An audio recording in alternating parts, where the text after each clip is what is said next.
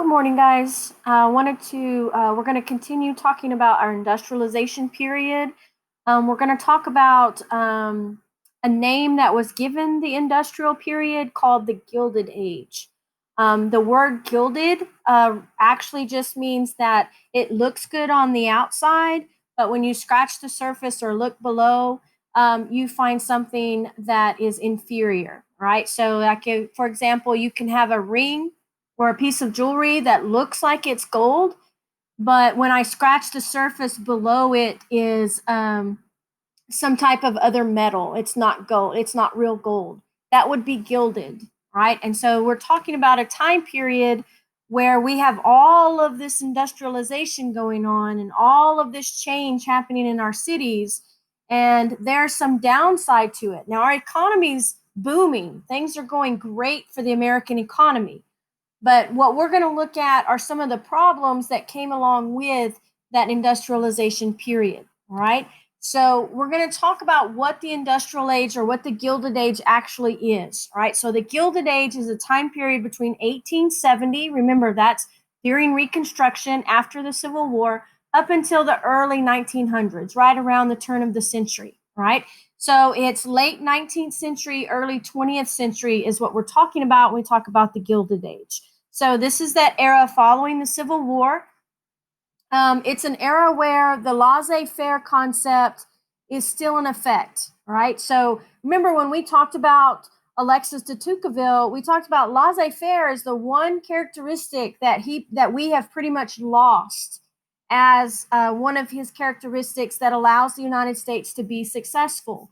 Because as we move through our history, we'll see the government get more and more involved in our economy, in effect losing laissez-faire, because laissez-faire means the government's not involved very much or at all in the economy. So during the Gilded Age, during this industrial period, we still have laissez-faire. The government's not involved. It's not putting forth a whole bunch of regulations. There's not a lot of rules that companies and corporations have to follow that the government's putting out.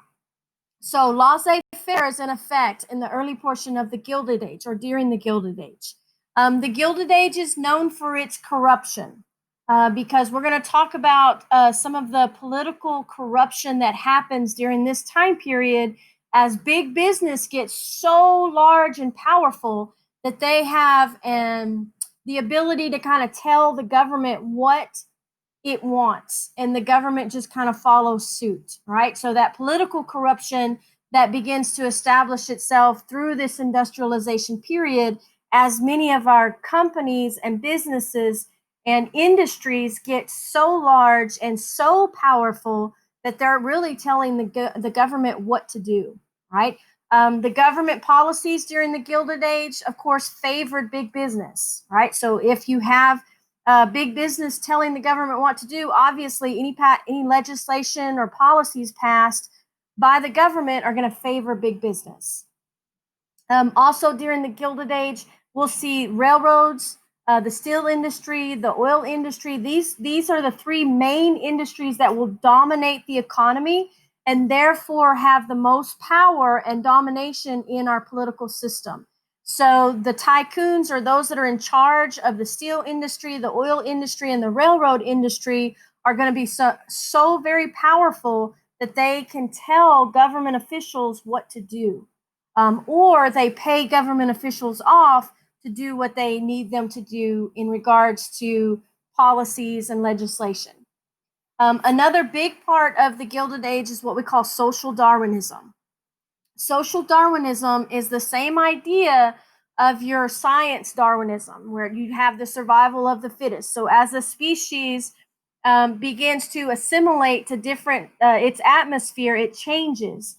And in the strongest, in the idea of Darwinism, the strongest survive. So the species that is the strongest is the species that will rise to the top, that will be the strongest, right?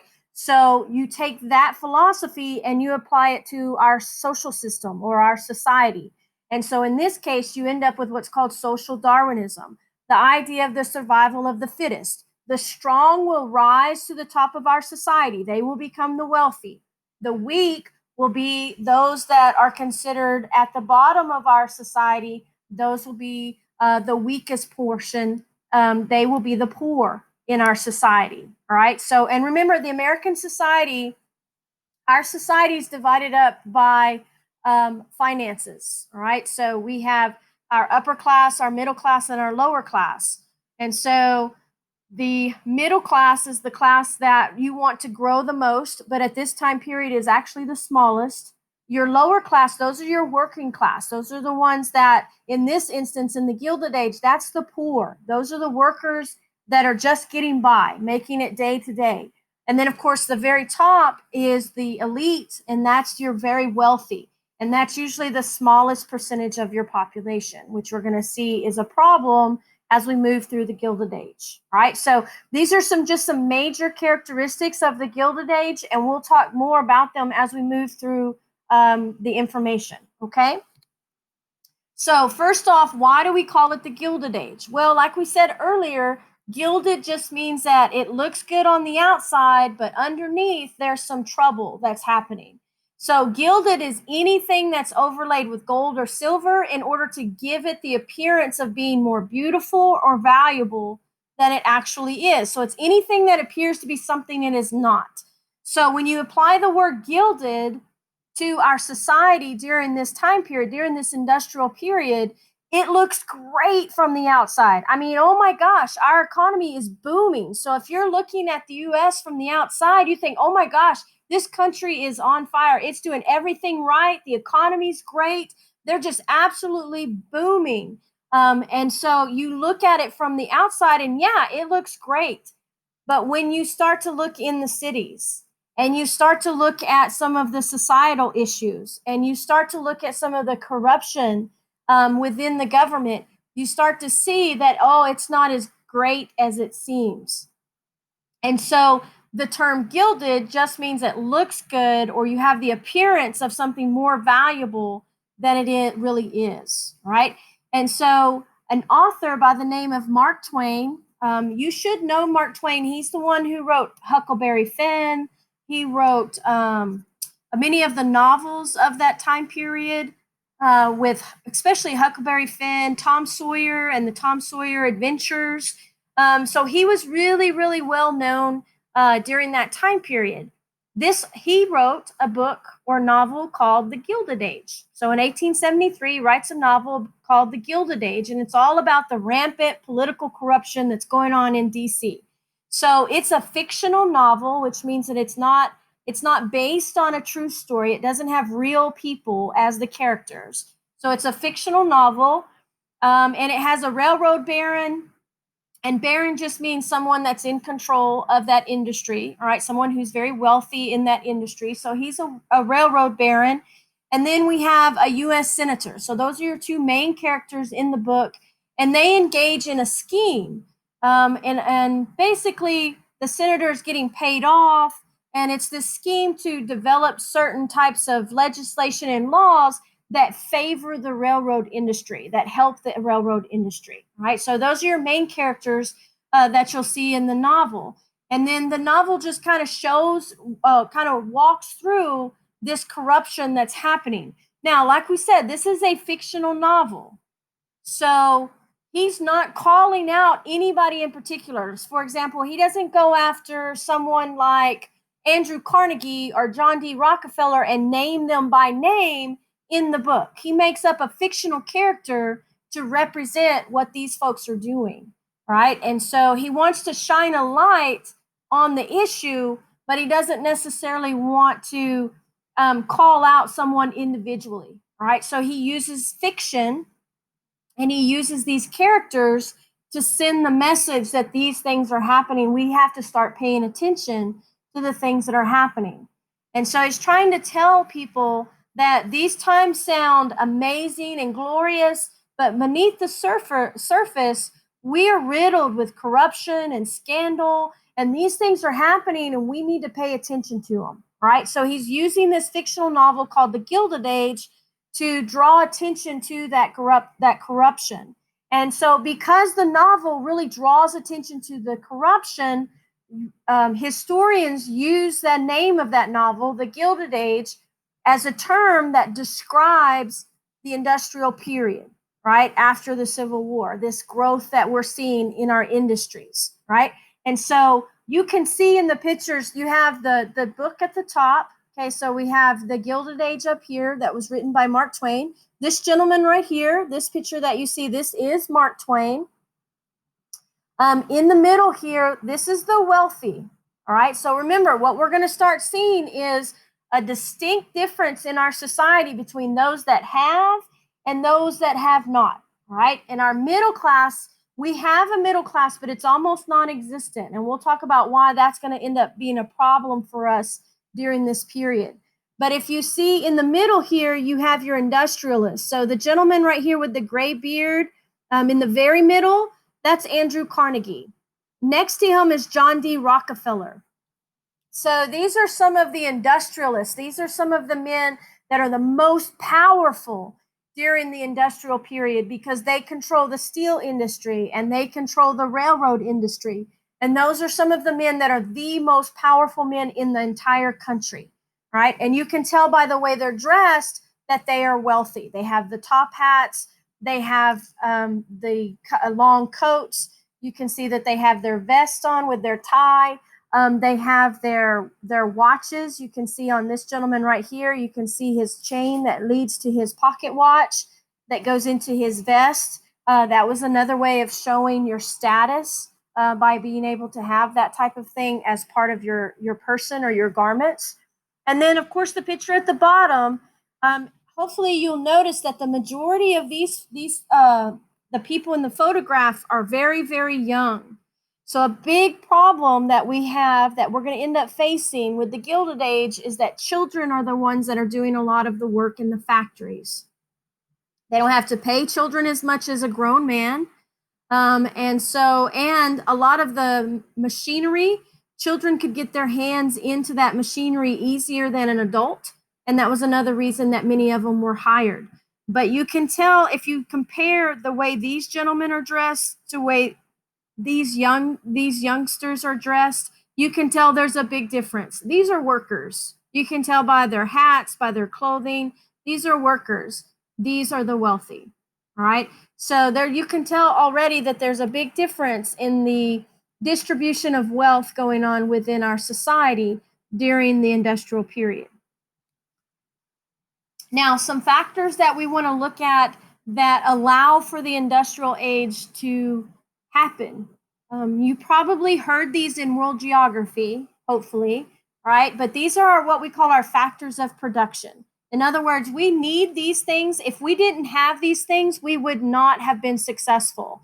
We would not have actually been able to industrialize as quickly as we did without these factors. All right. So when you look at the United States and you say, well, why is the United States able to industrialize so quickly when other countries are not? Well, for one thing, the United States has land, and with that land came natural resources. So we have natural resources that allow our factories to produce more. So we have the mines that allow for gold and silver to be entered into our economy. We have the natural resources that allow our mills and our factories to be more successful. And that land is within our own country. So we don't have to go outside our country to get those natural resources. So that helps in our production. It helps in the building of the industries. Another factor that you have to have is labor. You have to have those that are able to work in your factories, in your manufacturing plants, out on your farms. You have to have some type of labor source. In other words, you have to have people to do the job. So there's a few ways we're going to do it. We're going to have migration. So remember, our economy was based on agriculture all the way through the Civil War. Now, once the Civil War is over and the cities begin to grow with manufacturing, the manufacturing and the factories offer jobs. So that means that people leave the farms or their rural areas and they move into urban areas or cities. So they migrate. So that migration from the rural to the urban areas allows us to have a labor force necessary to have the factories be successful, to have the textile mills be successful, that type of thing. All right. Another thing that's helpful in regards to our labor is because the success of our economy and the industrialization that's taking place in the United States, the word of that spreads worldwide. So people that are living in really harsh conditions, they're being persecuted, there's no jobs available, they have a natural disaster that's happened, something that forces them out of their homeland, that makes them move. These folks are going to move into the United States. In other words, they're going to immigrate into the United States. A lot of them at the beginning of our industrial period are Eastern and Southern Europeans. And they're really coming to the United States because they have heard that there are jobs available. And since there are jobs available, they can establish themselves in this new country and create a new way of life. And so that's why we're going to see a lot of immigration come into the United States during our industrial age. So with the migration, people moving from rural to urban areas, plus the immigration, people coming in from Europe to take jobs in our cities, that's the necessary labor that we have to allow our factories and our manufacturers to be able to be successful. They have the labor that they need, so they can hire who they need. They're not short on hiring people. All right, so there's plenty of people around to do the work. Another factor of our production's capital. Remember, we talked about in our last time, we talked about during the Civil War, you had lots of businesses in the East that profited from the Civil War, whether it was selling goods to the military, to the government. And they made a lot of money doing it, but they didn't have a whole lot of areas where they could spend that money. So now that the Civil War is over, and these companies or businesses have lots of finances, they have lots of capital, and now that capital can be invested, right? So when you hear the word capital, they're talking about money. They're talking about the fact that you have money available that you can invest. So what is your capital? What is it that you have that you can use to further your business, right? So the businesses profited from the Civil War and in turn invested that money into their industry or into their corporation or their company, whatever they had. And so that allows for growth within those different industries, whatever it may be, textile, oil, whatever it is, they're able to invest more and build more. So I can build a larger building. I can bring in more people to work there. I can bring in more machinery. I have capital now because I can invest in my company. All right. Another factor of production is going to be entrepreneurship. Now, we talked a little bit about this as well, but your entrepreneur, remember, this is a person that takes all the risk. They're the ones that invest in what they believe is going to be a successful enterprise, right? So your entrepreneur does the designing, the launching, the running of the new business. They take the risk. If it's successful, then they get wealthy. If it's not successful, then they lose everything they've invested. All right, so it's all on the entrepreneur. And remember, with our entrepreneur, it can be anything. You can't introduce a new way of doing business. You can create something like the light bulb. You can create a new way of developing business activities like JP Morgan, right? So there's all kinds of ways that you can be considered an entrepreneur.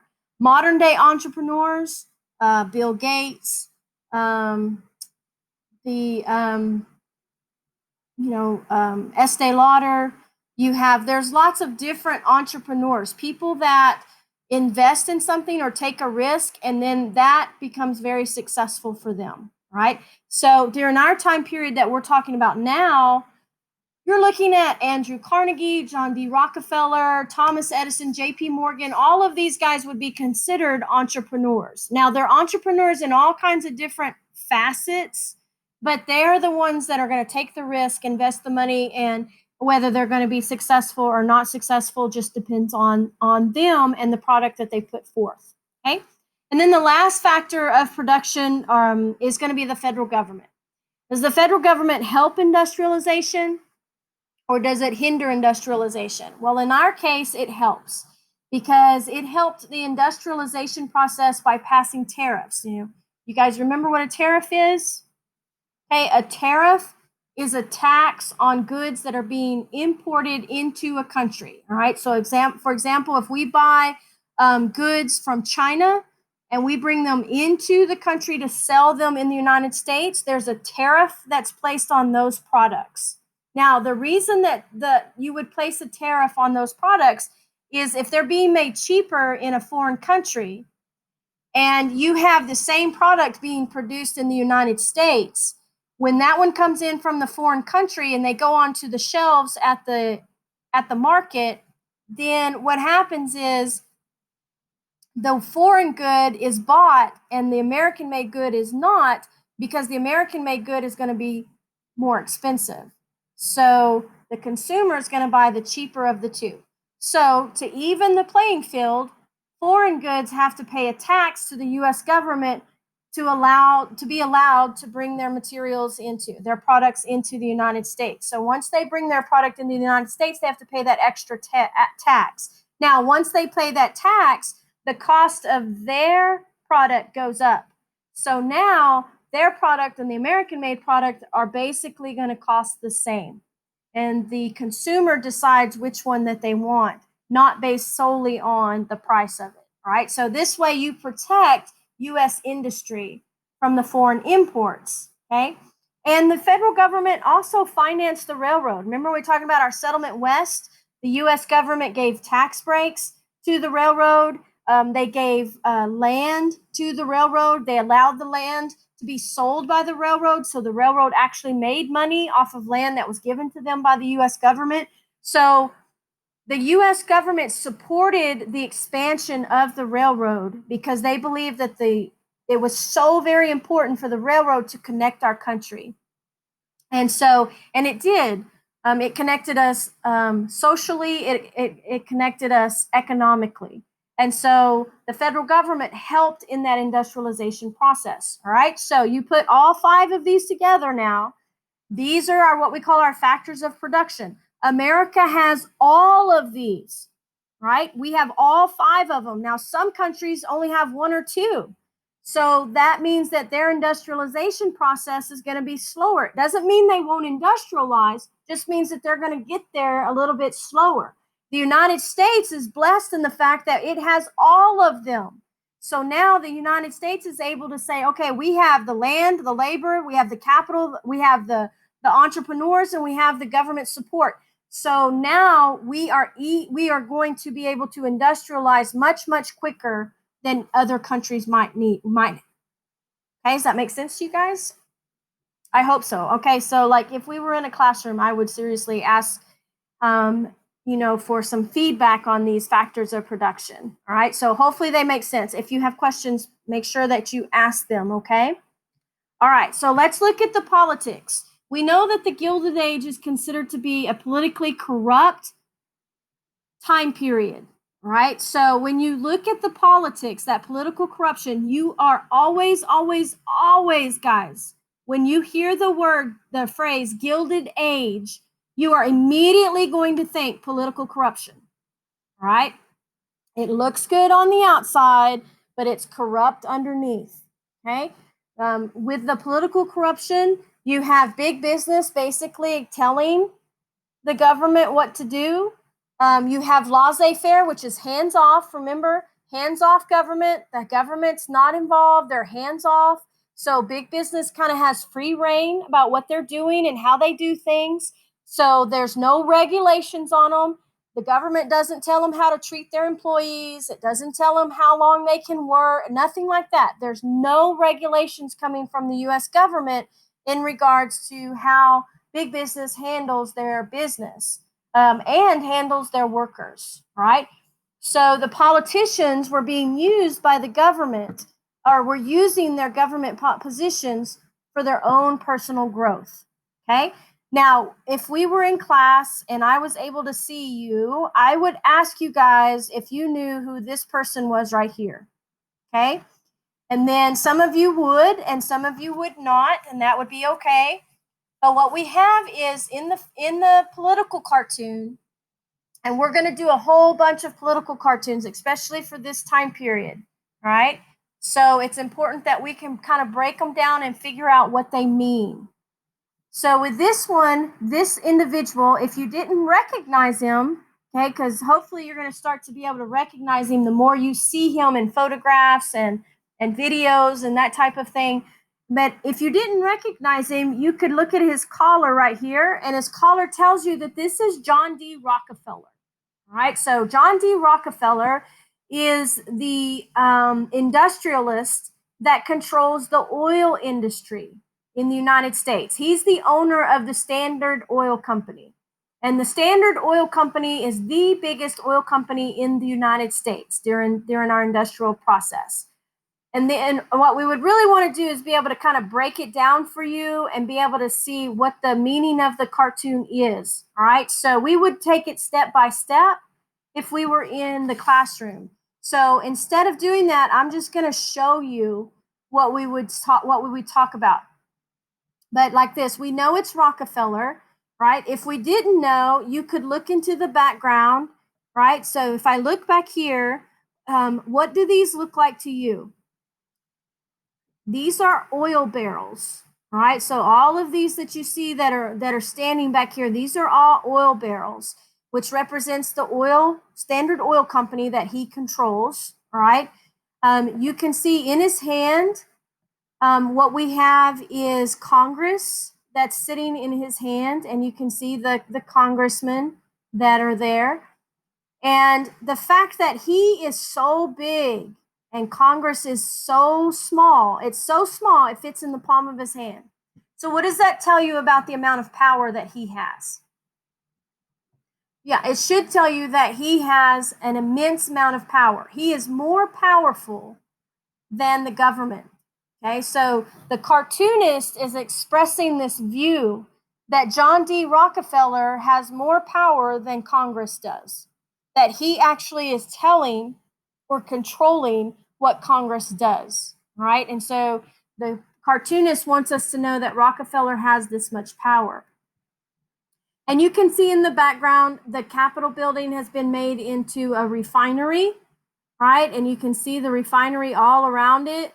And it's been made into a refinery that basically tells you that he has control over Washington, D.C., right? He is so very powerful. He has so much money and so much control that he can tell the government what it can and cannot do, right? Now, that's a problem because our government is not supposed to be answering to big business. They're not supposed to be answering to John D. Rockefeller. They're supposed to be answering to the American people, right? So your representatives are supposed to be answering to the people, not to just big business owners or industrialists like John D. Rockefeller.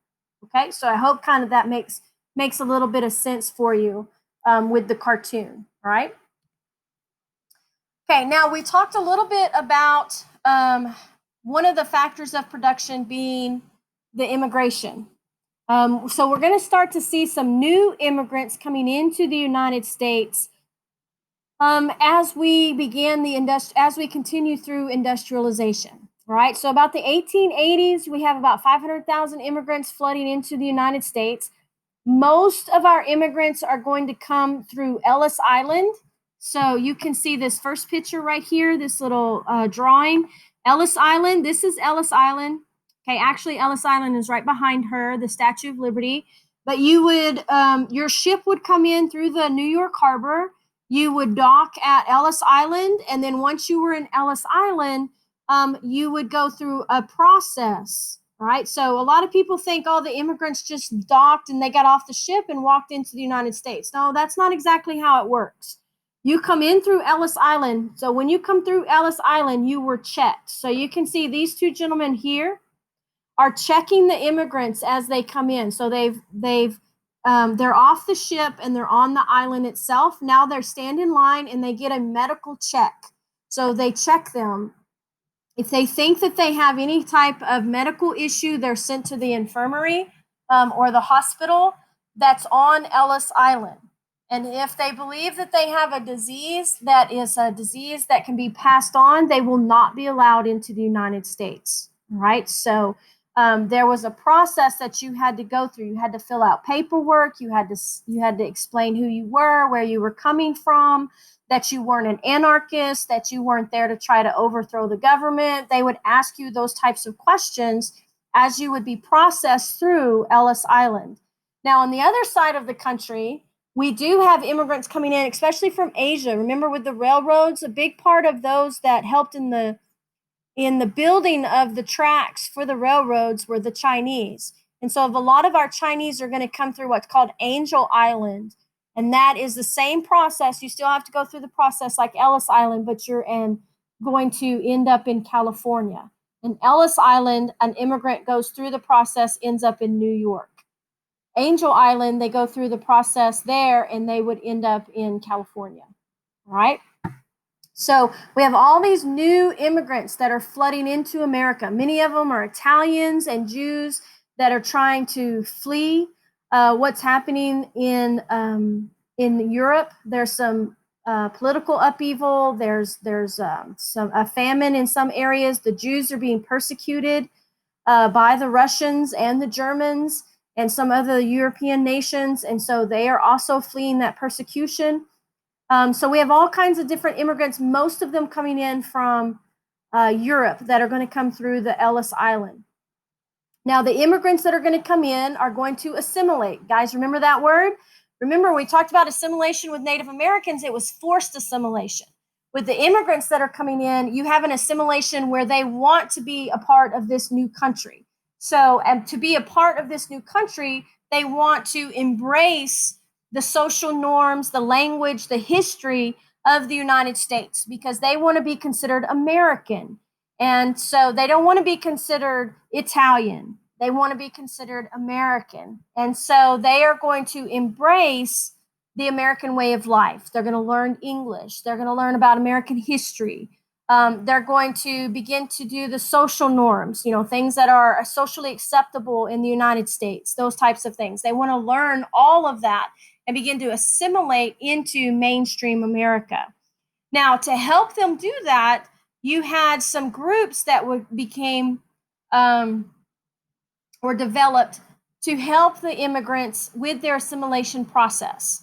You have what's called the settlement house movement that takes place throughout the Gilded Age. Now, the settlement house movement, the most famous part of the settlement house movement is in Chicago. It's a settlement house that's named the Hull House. The Hull House was funded by Jane Addams, and the Hull House in Chicago is a settlement house. And a settlement house is a home that's been set up, or an organization that's been set up to help educate those that are living in the inner cities. So they educate them for English, right? So you're going to be taught U.S. history. You're going to be taught how to speak English, how to read English, which was extremely important if you wanted to work in the United States, right? So they would allow adult education. They also, of course, are going to have education classes for children, but it did a lot for the adults as well. So if you look right here in the middle of your screen, this lady right here that you see, this is Jane Addams. She's the founder of Hull House in Chicago. This right here in the corner, this is the Hull House, all right? That's the Hull House in Chicago. You can see how big it is. It is massive. It gets so big that they are doing everything. They have kitchens, they have gyms, they have classrooms, all kinds of stuff in there to teach all kinds of different skills to help people be productive. Because part of the assimilation process was, you want productive citizens. I need somebody that's going to produce, because if we allow somebody into our country that's not going to be productive, then that's a strain on our resources. And we don't need anybody else that's going to be a strain on our resources. We want those coming into our country that are going to help the country, that are going to keep it growing, that are going to allow themselves to be productive, that will assimilate into the culture and become part of the culture. And so that's what the Hull House and the settlement house movement is trying to do, is help immigrants with that assimilation process. You also had groups like the YMCA, which was specifically for young men, the Young Men's Christian Association. And it was a way also to help young men develop or kind of get on their feet as they moved into a new country. So remember, you have people that have been on a ship for weeks. They get off the ship, they're processed through Ellis Island. Then they get on another boat that takes them, their ferry, that takes them across the rest of the harbor and lets them off in New York City. So as they enter into New York City, they don't know anybody. Some of them don't speak English or not very much English, and they don't know their way around.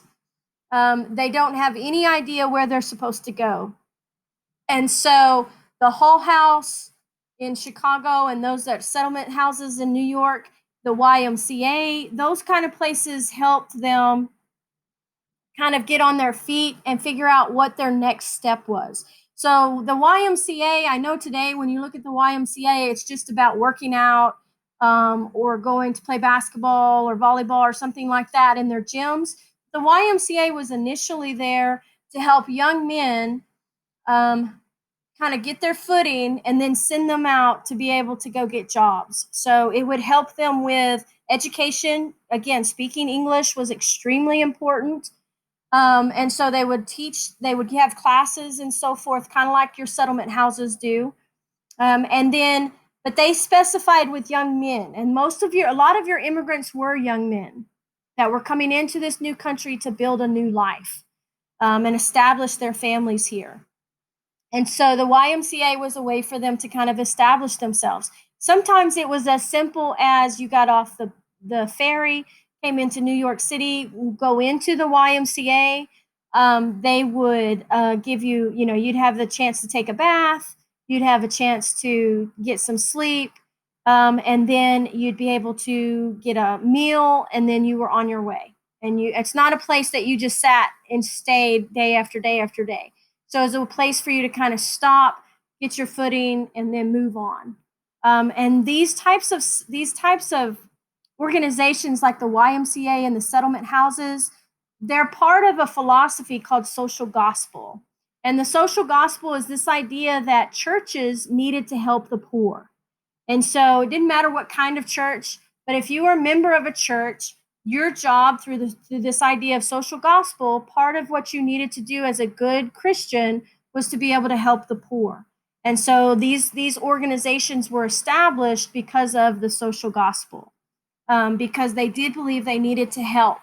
And most of the poor at that time were your immigrant groups that were coming in, okay, whether they were Italian, whether they were Irish, Jews, whatever it was. So you would try to help them because it was part of the social gospel or part of the philosophy that churches need to help, okay? Now, you have this side of things where people are trying to help the immigrants assimilate and allow them the opportunity to get jobs and become Americans. And then on the other side, you have what are called nativists, or those that believe in nativism. Nativism is anti-immigrant. They don't believe that the immigrants coming into the country is a good thing for the American people. They believe that the immigrants coming in are taking jobs from American workers. And so because they believe that the American workers' jobs are being taken by the immigrants, then they became known as nativists or believe in nativism. And so their philosophy is that the immigrants are detrimental to the American worker, and they want to support the American worker and keep immigrants out. Now, there were certain immigrant groups that were perceived as worse than others. Like, for example, the Irish were considered to be the lowest of the low. They really didn't like the Irish immigrants that were coming in. That was a big issue, especially in your large cities like New York. So the nativists, they actually created groups that stood against the immigrants coming into the country, tried to make sure they didn't give them jobs, didn't service them. In other words, they didn't allow them to, eat in their restaurant or buy food from their stands or go into their bars, that type of thing. They weren't allowed in certain areas. So the nativists were completely against the immigrations and the immigrants coming into the United States, right? But we know through our history that the immigrants were extremely important to the building of America. And when we say that, we're not just talking about our society, we're talking about the actual building of America, what we call our infrastructure. If it weren't for these immigrant groups that were coming in, we would not have had the labor necessary to build our infrastructure. Remember, your infrastructure are things like bridges, streets, sewage systems, school buildings, things that's your state or your government or your local government build. That's your infrastructure. Eventually, your infrastructure will be like highway systems, dams, those types of things, right? So our immigrants are the ones that are going to help us build the infrastructure of America. So when we say immigrants help build America, we really mean actually build America. They helped build the infrastructure. They helped build our streets and our cities, our buildings, our sewage systems, our subway systems, all of those, the railroads, those things were helped by immigrants, right? And you can see in the political cartoon here on your right-hand side at the very top, this is an anti-immigrant political cartoon, right? It's obviously, it's targeting the Chinese, right? And you can see it has the Golden Gate of Liberty. That's the United States. We know because we have the U.S. flag behind the gates, right? Behind the walls. And so it says, notice, communists, socialists, hoodlums are not welcome. Okay, there's no entrance for the Chinamen. All right, so we have this notice that we're allowing all these other groups in, but no Chinamen are allowed in. Right, so it kind of shows you that they are anti-Chinese, right? They don't want the Chinese immigration, right? And so the Chinese are kind of left outside the gates of liberty, or the ability to go into and work in the United States, right? So that was one of the groups that was really targeted as a group that we did not really want into the United States. And of course, it's because they're so different from the United States. You're looking at a group of people that you can look at and see that they're different from the immigrant groups that are coming in. They have a different culture, they have a different language, they have a different religion. And so they were seen as very different from other immigrant groups coming in. And so therefore were ostracized, specifically ostracized by your nativist. Okay. All right, any questions? Remember, make sure you let me know if I can answer any questions. Okay. All right, we are going to stop right there with our new immigrants, and we will continue this in another section in part 2. All right, so we'll see you guys, we'll see you guys in part 2. All right, see you later.